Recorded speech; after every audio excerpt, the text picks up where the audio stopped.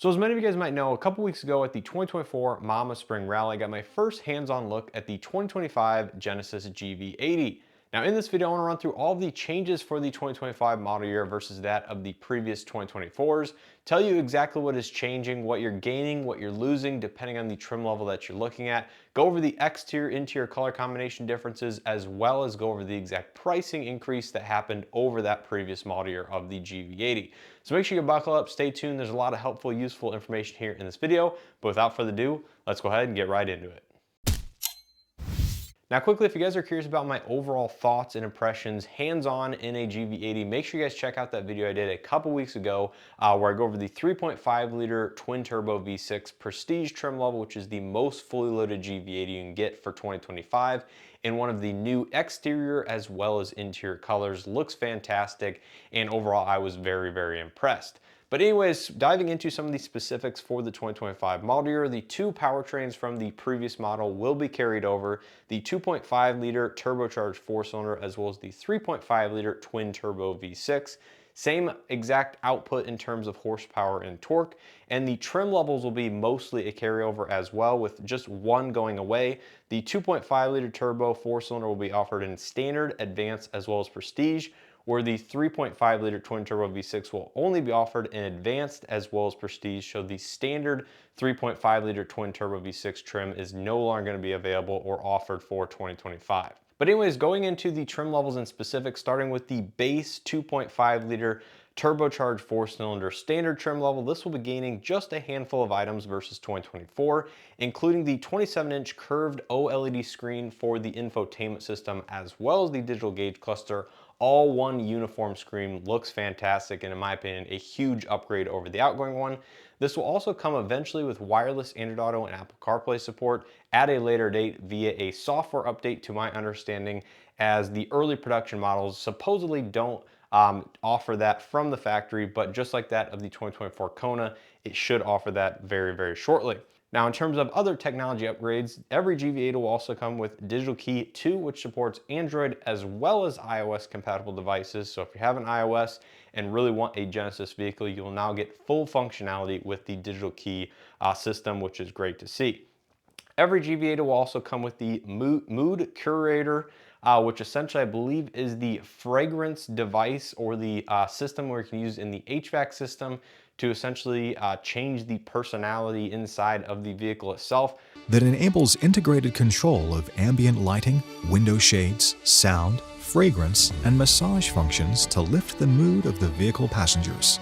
Pretty cool feature in my opinion, but again, I'll have a little bit more details maybe up on the screen if I can find a little bit more information about that. And then finally, forward attention warning is going to be standard across every GV80, where unlike the previous 2024 model year, it was only offered on some of the top trim levels. So those are the items that I was able to find that are going to be added to every single base 2.5 liter four-cylinder. Now the features lost for this specific trim level is going to be the matte finish wood trim. So the real wood in the interior is no longer offered on the base model. You will have to step up one trim level to the advanced to get that. Next up, stepping up to that 2.5 liter advanced trim level, like I said, there's really just one big change that I was able to find outside of that Mood Curator that is going to be standard across the board. And that is that Genesis is going from the Lexicon sound system now to a Bang & Olufsen premium audio. So essentially they've been using Lexicon for many years, all the way back into the Hyundai branded Genesis vehicles. But it appears that they are starting to switch it up on at least some of their vehicles and now go to B&O. So that's going to be the premium audio system offered on every single GV80 that is standard with that premium system, which essentially is, I think, all of them outside of the base four-cylinder. So those are the only two items being added to the advanced trim level that I was able to find, in addition to the updated Digital Key 2.0, as well as some of the other technology throughout the vehicle. Didn't find any features that the 2.5 Advance is losing, so that is great to see. Finally, wrapping up with the 2.5 Turbo Prestige, which is the highest trim level of the four-cylinder. Once again, the same items that apply to the Advance appear to be the same items on the Prestige. So you get the Bang & Olufsen premium audio system with the Mood Curator device. So no features lost on the 2.5 Prestige either. Next up, moving into the twin turbo V6 trim levels. Like I said, the standard trim level is no longer going to be offered. So if you're looking for that, the cheapest way to get into a V6 GV80, unfortunately, that is no longer available. That means the 3.5 Advanced is now going to be the standard base trim level. And this is also worth noting that this is going to be the 7-passenger configuration of the GV80, where if you do get a 3.5 Prestige, that drops it down to the 5-seater, which essentially just eliminates the third row functionality. So going back to the advanced trim level, you get the Bang & Olufsen surround system, mood curator. You also get 4-zone automatic climate control in every V6 GV80 instead of the former tri-zone or 3-zone controls that is also standard or found on some of the trim levels of the 4-cylinder models. So cool to see that they added an extra zone for the V6. And then I also saw the tire mobility kit appears to be being added to some, if not all, of the V6 versions of this vehicle, where I believe the 4 cylinders and some of the other ones still use a temporary spare tire. Now finally, moving on to the top Prestige trim level, which is the one I featured in my video a couple weeks ago and actually got hands-on time with. The only item that I was able to find outside of the Bang & Olufsen premium audio system was the fact that it now gets a heated front console armrest. Yes, that is correct. The front console armrest lid is now going to be heated in the most expensive version of the GV80. Is that a feature a lot of people actually wanted or desired within a vehicle like this? I'm not so sure, but anyways, cool to see that they added another heated amenity in addition to all of the other heated features that these vehicles have, including the heated steering wheel, heated front seats, heated second row seats, etc. You now get a heated center armrest. So interesting to see that. Next up, moving on to the exterior and interior color combination changes for this next model year. Now, as far as I was able to find, all of the same exterior colors for 2024 are carrying over into 2025, but there's going to be 2 new ones being added in addition to those exterior colors.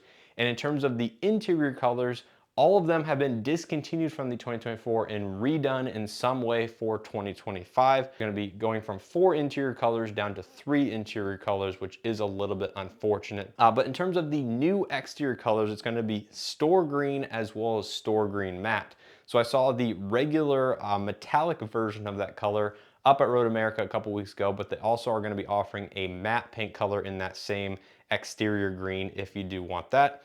And moving into the interior colors, the 3 new ones are going to be Earth Brown Smoky Green, which is the one I featured in that video, Obsidian Black, as well as Vanilla Beige Smoky Green. So basically the smoky green aspect is going to be shared across the top portions of the door panels and some of the other dashboard elements between the Earth Brown and Vanilla Beige. But the Obsidian Black is going to be basically a pretty black interior with just a couple small details of silver in the matte wood trim, depending on the vehicle that you do choose. So basically they went from less two-tone interiors and less overall interior color combinations on 2024 to these new revised ones for 2025, which are actually not available as widely on the color palette as they once were for 2024. So I've kind of pared it down a little bit, if that makes sense, and essentially limited which ones you could get on which exterior. So a little bit less customization and color combinations that are going to be out there for 2025, but I really do like the ones that they at least are offering for this model year. Now finally, to wrap up this video with the information that you guys are probably most curious about, and that is the pricing information. So starting out with the 2025 2.5 standard trim level, the entry vehicle for the GV80, this is now going to start at $60,050 including destination, and of course all-wheel drive is standard across the board. Next, moving up to the Advanced, that'll cost you $66,950. And finally, the 2.5 Prestige will run you $71,800, once again, including destination. Now, these really aren't that much of an increase over the outgoing 2024 models, so I really do appreciate Genesis keeping the price point in check. The biggest difference in overall price really came on the Advanced trim level, it looks like. But outside of that, it's no more than about a $1,200 difference in terms of a 2024 to 2025, and you are gaining a couple small items in addition to that. Now moving on to the 3.5 turbocharged V6, like I said, the standard entry-level model for that vehicle is discontinued, no longer available, which means the advanced trim level is going to be the new entry-level model, which actually jumps the overall MSRP for the V6 version of this vehicle a lot over that of a 2024. In fact, it's nearly $10,000 more expensive, which is actually crazy. but maybe a lot of people didn't opt for the cheapest version of the V6 last year. So for 2025, the advanced V6 version is going to come in at $75,150, including destination, and the Prestige will run you $80,650, not including any additional paint options, accessories, or anything like that. So the cheapest version to get into a V6 is going to be over $75,000, including destination. Which is quite crazy to see that you can no longer get a once mid $60,000 V6 GV80 if you really did want to. But with all that information in mind, that's pretty much going to do it here for this video and all the changes that I was able to distinguish for the 2025 model year GV80.